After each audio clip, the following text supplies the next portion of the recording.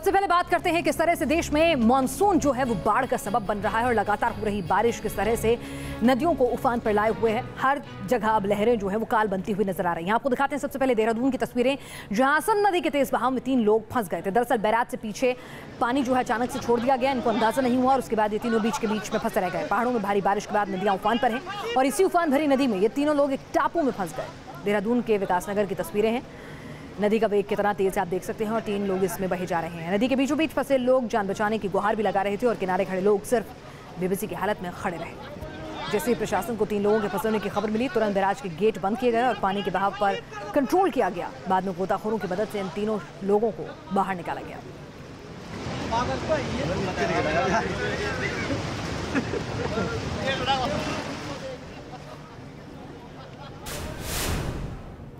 सैलाब का कहर ऐसा है कि ना दुकानें बच रही हैं और ना ही मकान। जहां देखो पानी ही पानी नजर आता है।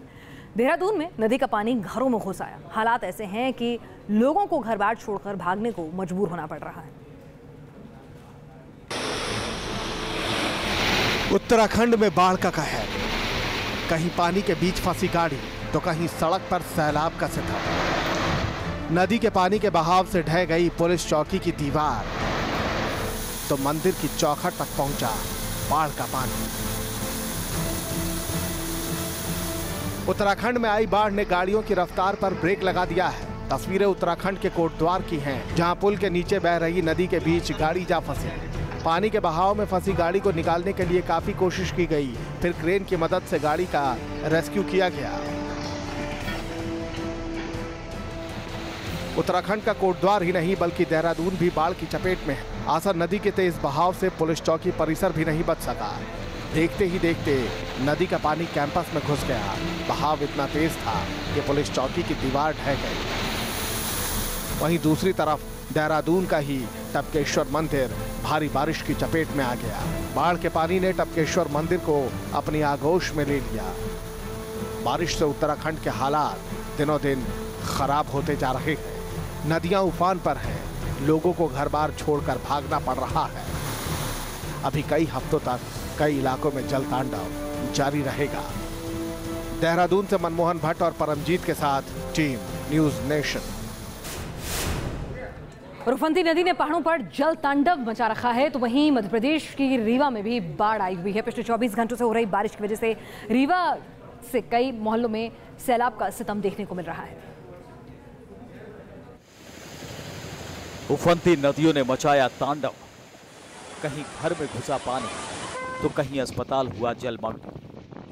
कहीं सैलाब ने पूरी की पूरी बस्ती को अपने आगोश में ले लिया तो कहीं सड़कों पर पानी आ जाने से आमद रफ्त हुई ठप। तस्वीरें उत्तराखंड के ऋषिकेश की हैं। यहाँ भारी बारिश के चलते चंद्रभागा नदी पूरे शबाब पर है। नदी के किनारे बसी बस्ती में भी नदी का पानी घुस गया है। प्रशासन ने खतरे को देखते हुए बस्ती को खाली करा लिया है।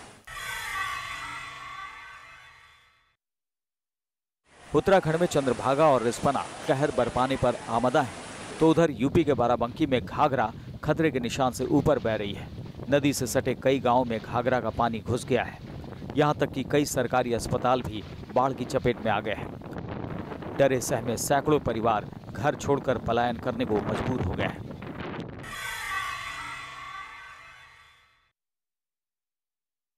मध्य प्रदेश का रीवा भी बाढ़ की चपेट में आ गया है। रीवा में लगातार 24 घंटे से हो रही बारिश से कई मोहल्लों में पानी घुस गया है, तो कहीं पुल के ऊपर से पानी बह रहा है। बाढ़ के पानी ने लोगों का जीना मुहाल कर दिया है। आम दिनचर्या बुरी तरह प्रभावित हो चुकी है। लोगों के सामने चुनौती अब बाढ़ से निपटने की है तो आम जनजीवन को पटरी पर लाने की भी है। ऋषिकेश से विनय पांडे और बाराबंकी से सरफराज के साथ टीम न्यूज नेशन। और अब एक सवाल, देश में बढ़ते उन्माद पर, अमरनाथ यात्रियों पर आतंकी हमले से पूरे देश में गुस्से की लहर है, वो वाजिब है। हर किसी की जुबान पर बदले की मांग समझ में आता है, लेकिन सवाल यह है कि बदले की आग में क्या आप बेगुनाहों को भी निशाना बनाएंगे और कानून को अपने हाथ में ले लेंगे? यह हक आपको किसने दिया? हरियाणा के हिसार में जिस तरह से डंडे के जोर पर देशभक्ति का पाठ पढ़ाने की कोशिश की जा रही है, क्या वो डंडा ही देश की एकता पर नहीं चलाया जा रहा? जरा आप भी देखिए कैसे बजरंग दल के कुछ लोग हिसार में एक मस्जिद के बाहर खड़े हो गए और फिर एक शख्स के साथ बदसलूकी करने लगे और क्या कुछ उन्होंने किया। वाकई में शायद ये लोग देश की एकता के लिए खतरा है।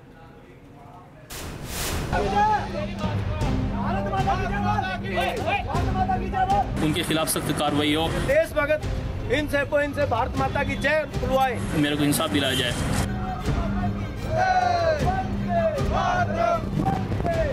शोर देशभक्ति का है, लेकिन देश कहीं नहीं।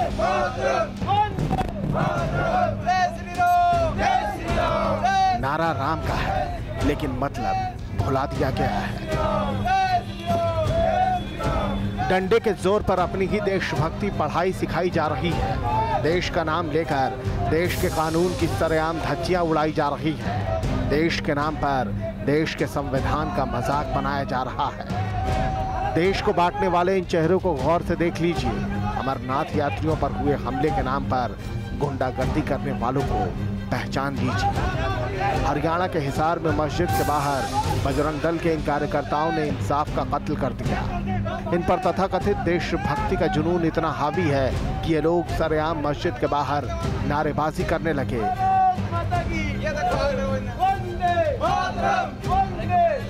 और नमाज पढ़ने आए हारून से भारत माता की जय और वंदे मातरम कहने के लिए मारपीट करने लगे। कोई इन्हें खींचकर भीड़ के बीच लाता है और कोई सरेआम थप्पड़ जड़ देता है।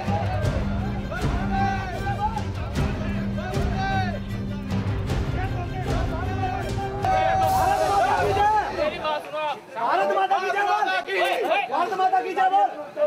तो पहले भारत माता की जय बोल।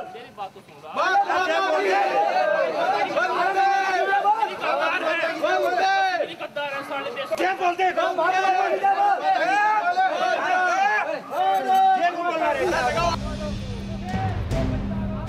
भारत माता की जय कहने में कोई हर्ज नहीं। राम का नाम भी पूजनीय है, लेकिन सवाल ये कि क्या इस नाम पर देश के लोकतंत्र को लाठी तंत्र में बदला जा सकता है। लेकिन इन लोगों के पास अपनी ही दलील है और शायद अपना ही कानून। हाँ, मस्जिद के सामने पुतला जलाया गया है। इस मस्जिद के अंदर बाहर के मुस्लिम यहाँ रहते हैं। ना इनकी कोई आईडी, ना इनकी कोई पहचान, ना इनका कोई पंजीकरण। मस्जिद के बाहर सरेआम हुई इस बदसलूकी पर इलाके में तनाव है और अल्पसंख्यक समुदाय के लोग इंसाफ की गुहार लगा रहे हैं। तो मैं मस्जिद में नमाज़ पढ़ रहा था तो कुछ आदमी जो है ये बजरंग दल वाले ये अंदर से मेरे को खींच के लाए और उन्होंने मेरे साथ मारपीट की मस्जिद के अंदर ही। और जो है फिर मेरे को मस्जिद से बाहर निकाला, वहाँ भी मेरे साथ काफ़ी मारपीट की। और वो ये बोल रहे थे कि ज़बरदस्ती में कि जय श्री राम और जय माता की नारा लगा। मैं वहाँ पे खामोश खड़ा रहा, मैं कुछ नहीं बोला और मेरे साथ मारपीट करते रहे। पुलिस भी चौकस है। 125 अज्ञात लोगों के खिलाफ मुकदमा दर्ज हो चुका है। मस्जिद मामले में अभी शिकायत मिली है। जो भी शिकायत के आधार पर जो कार्रवाई बनेगी वो कार्रवाई करेंगे जी। कुछ लोगों आइडेंटिफाई हुए सर, किस ग्रुप के थे वो बताइए। नहीं, अभी तक कोई आइडेंटिफाई नहीं। नामालूम के खिलाफ शिकायत मिली है। अभी 150-200 आदमी नाम लिखे नामालूम के। ठीक है, उसके बाद जो शिनाख्त होगी जो कार्रवाई करेंगे। पीएम कहते कहते थक गए, लेकिन ऐसे लोगों की गुंडागर्दी थमने का नाम नहीं ले रही। ये डंडा और थप्पड़ देश की एकता पर है। मजहब की आड़ में देश के नाम पर खुलेआम गुंडागर्दी करने वाले ये लोग चाहे कुछ भी हो, लेकिन देशभक्त तो यकीनन नहीं। Team news nation. तो हिसार में मस्जिद के बाहर मारपीट की गई तो आगरा में बजरंग दल के कार्यकर्ता हाथों में हथियार लिए सड़कों पर उतर आए। उन्हें भी अमरनाथ यात्रियों पर हुए हमले का गुस्सा था, लेकिन सवाल ये कि इस गुस्से के इजहार के लिए हथियार लहराने की जरूरत क्या है। ये हक देश का संविधान उन्हें कतई नहीं देता।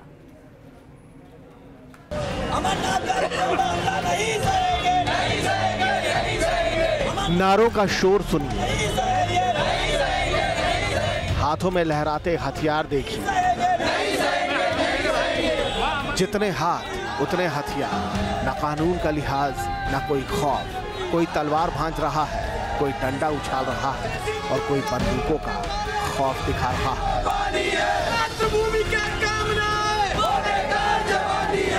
आगरा में बजरंग दल के कार्यकर्ता सड़कों पर उतर आए।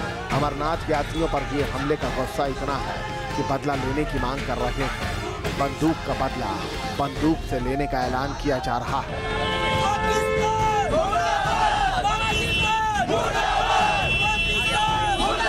केंद्र सरकार से कहना चाहूँगा कि इन आतंकवादियों को ठिकाने लगाना स्टार्ट कर दो। क्यों? आम जनता का आक्रोश बढ़ता जा रहा है सरकार के खिलाफ भी, और अगर ऐसा नहीं हुआ तो हमने हथियार उठा लिए हैं। 15 दिन के बाद हम श्रीनगर को कूच करेंगे। बदला तो पूरा देश चाहता है, लेकिन यूं हथियार लहराकर विरोध करना कहां तक जायज है? सवाल उठता है कि आखिर इस अंदाज में किसे डराने की कोशिश की जा रही है। आगरा से नितिन उपाध्याय के साथ टीम न्यूज नेशन। लालू परिवार पर सीबीआई की रेड ने बिहार की सियासत को हिलाकर रख दिया है। नीतीश कुमार के सामने साख और गठबंधन का सवाल खड़ा हो गया है। अब नीतीश सरकार की साख पहले बचाई जाए या फिर गठबंधन की? नीतीश सरकार ने इशारों में साफ कर दिया कि तेजस्वी को अपने ऊपर लगे आरोपों की सफाई तो देनी होगी, और नीतीश सरकार की कैबिनेट बैठक के बाद तेजस्वी ने सफाई दी। ये अलग बात है कि सफाई में तथ्य कम, आरोप और इमोशन भरमार थे। जब हमारे पास सत्ता आई, पावर आई, मंत्रालय आया, तब हमने कोई गलत काम नहीं किया। और 13-14 साल के उम्र का बच्चा वो राजनीतिक षड्यंत्र करके घोटाला करेगा, गलत काम करेगा? मतलब 13-14, 2004 का मामला, 14-15 साल उम्र होगी, हम गलत काम करेंगे? जब मेरा मूछ भी नहीं आया था तो हम गलत काम करेंगे? आज हम उप मुख्यमंत्री बने, ईमानदारी से अपने कर्तव्यों का निर्वहन किया, तब कोई गलत काम नहीं किया। और उस समय ना मेरे पास कोई पद था, हम तो बच्चे थे। नेता तो अच्छे को गच्चा देते हैं, भले ही किसी भी उम्र में हो। बहरहाल आपने तेजस्वी की सफाई सुन ली। अब सवाल यह है कि क्या नीतीश कुमार भी सफाई से संतुष्ट हो जाएंगे? अब ये नीतीश बेहतर बताएंगे, उनकी राजनीति बेहतर बताएगी। लेकिन इस बीच आरजेडी चीख कर कह रही है कि तेजस्वी किसी भी कीमत पर इस्तीफा नहीं देंगे। अब सवाल यह है कि क्या नीतीश के सामने विकल्प सिर्फ एक ही है कि या तो गठबंधन तोड़ें या फिर साफ छवि वाले नीतीश सिद्धांत छोड़ें। मुख्यमंत्री ने सार्वजनिक जीवन में लगे हुए सभी लोगों को आह्वान किया है कि उन्हें जनता के प्रति जवाबदेह होना चाहिए। उन्होंने तेजस्वी यादव से न इस्तीफा मांगा है और ना कोई इस्तीफे की सीमा रेखा तय की है। तो है क्या मतलब उनको इस्तीफा देने की कोई जरूरत नहीं है, अपने पद पे बने रहें? जेडीयू ने कोई डिमांड नहीं इस्तीफे? उनको पब्लिक को जरूर ये सफाई देनी चाहिए कि सार्वजनिक जीवन में रहते हुए जिस तरह के आरोप लगे हैं उसके लिए वो अकाउंटेबल जरूर हैं। तेजस्वी यादव के बारे में राष्ट्रीय जनता दल के लोगों ने विधायक दल की बैठक करके और स्पष्ट कर दिया है कि वो किसी भी हालत में इस्तीफा नहीं देंगे। कल भी आपने कई नेताओं से हमने देखा, टेलीविजन पर आप लोगों ने बात किया और सब लोगों ने यही कहा। तब इसमें बोलने की क्या जरूरत है भाई? राष्ट्रीय जनता दल के लोगों ने नीतीश कुमार अपने सिद्धांतों के साथ कंप्रोमाइज करेंगे? अब हम नहीं जानते हैं नीतीश कुमार क्या करेंगे। अब नीतीश कुमार के साथ हम उनके दिमाग को जानते नहीं हैं। बहुत स्पष्ट और सीधा हमारा चलने वाला है, उनका थोड़ा सा टेढ़ टाढ़ वाला मामला हम समझते नहीं हैं। अरे भाई, उनके नीतीश कुमार के अगल बगल में जो लोग बैठे हुए हैं उनका पब्लिक डोमेन में क्या ओपिनियन है उनके बारे में? जो दिन रात उनके अगल बगल में बैठते हैं हरिश्चंद्र के अवतार लोग हैं।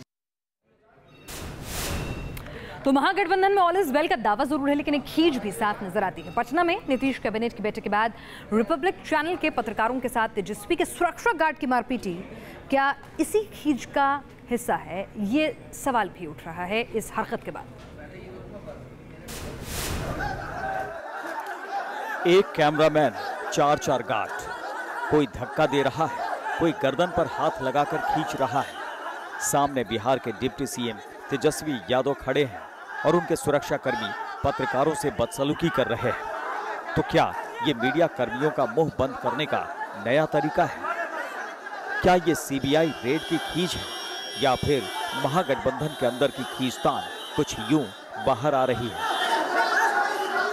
पटना में नीतीश कैबिनेट की बैठक खत्म हुई तो पत्रकार तेजस्वी यादव से बात करने के लिए दौड़े और इसी बीच उनके सुरक्षा कर्मियों ने धक्का मुक्की शुरू कर दी।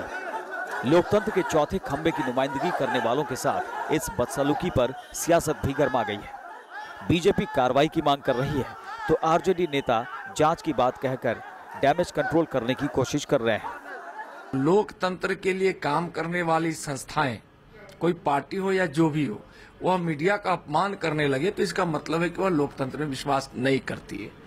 और मीडिया के साथ इस तरह की आपत्तिजनक करतूते, दुर्व्यवहार पर भारतीय जनता पार्टी को बहुत एतराज है और दुख है।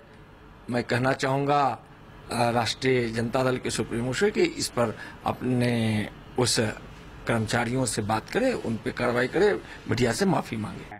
आप पुराना पन्ना भी उलट करके देख लीजिए, हम इतना जद में होते हैं कैमरे के, हमें कितने पर सवाल, आप तो बिल्कुल सही लोग हो, कुछ के सवाल तो 11 अशोक रोड से तय होते हैं, फिर भी हम परेशान नहीं होते, हम जवाब देते हैं। अगर ऐसा कहीं हुआ है तो इसकी पुख्ता जांच होगी और हम समझते हैं कि मीडिया कर्मियों के साथ कभी भी सुरक्षा कर्मी कितनों भी कमोशन हो तो वो संवेदनशीलता का परिचय था। सीबीआई रेड के बाद से ही तेजस्वी यादव और उनके समर्थक उग्र नजर आ रहे हैं। पहले लालू के साथ प्रेस कॉन्फ्रेंस के दौरान खुद तेजस्वी यादव ने मीडिया से बदसलूकी की और अब खुलेआम सड़क पर हंगामा किया गया। मीडिया का काम है सवाल पूछना और ये उसका हक भी है। आरजेडी खेमे की खिसियाहट अपनी जगह है, लेकिन इस तरह से उसे मीडिया कर्मियों पर उतारना कतई जायज नहीं ठहराया जा सकता। पटना से रजनीश सिन्हा के साथ टीम न्यूज नेशन। और अब खबर खटीमा से, जहां उस वक्त लोग हैरत में पड़ गए जब ट्रेन बिना ड्राइवर के दौड़ने लग गई। जी हां, तस्वीरें आई हैं उत्तराखंड के खटीमा से, जहां एक मालगाड़ी ट्रैक पर बिना ड्राइवर के दौड़ने लगी। तस्वीरें आप भी देखिए कैसे ट्रेन ट्रैक पर दौड़ रही है। ट्रेन की रफ्तार इतनी ज़्यादा थी कि रेलवे लाइन पर घास चल रही 4 बकरियां भी इसकी चपेट में आ गई। इसके बाद मालगाड़ी के चिड़िया पटरी से उतर गए।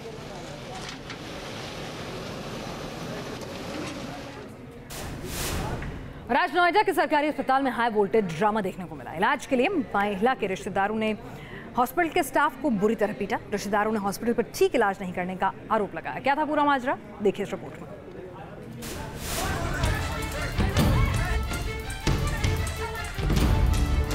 सरकारी हॉस्पिटल में दिखा हाई वोल्टेज ड्रामा। हॉस्पिटल के अंदर हुई मारपीट, जमकर हुआ जूतम पैजार।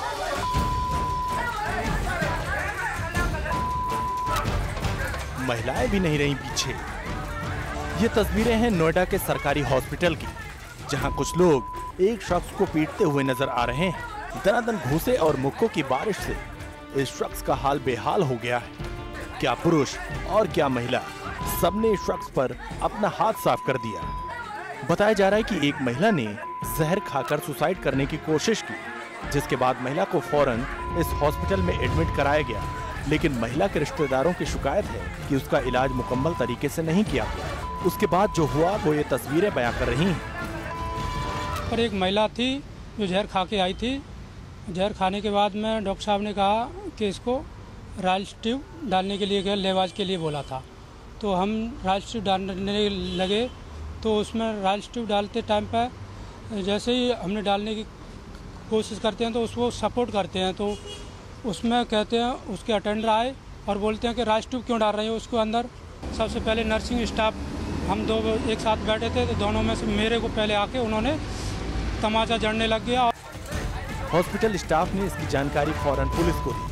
पुलिस ने इस मामले में जांच का भरोसा दिलाया है। कोई महिला जहर खा करके सुसाइड का प्रयास किया था, वो आई थी। उसके इलाज के दौरान उसके परिजनों का आरोप था कि इसका इलाज ठीक से नहीं हुआ और इसमें उन्होंने अस्पताल के कोई कागज़ फाड़ दिए और फार्मासिस्ट के साथ उन्होंने हाथापाई की है। तत्काल इसमें अभियोग पंजीकृत करके और उन लोगों के विरुद्ध कार्यवाही की जाएगी जिन्होंने इस तरह से आचरण किया है। इन दिनों कानून अपने हाथ में लेने और मौके पर ही इंसाफ कर देने का जो सिलसिला चल पड़ा है, ये घटना भी उसी की एक कड़ी है। अगर महिला के इलाज में लापरवाही हो रही थी तो लोग हॉस्पिटल के बड़े अधिकारियों से शिकायत भी कर सकते थे। मनीष चौरसिया के साथ टीम न्यूज नेशन।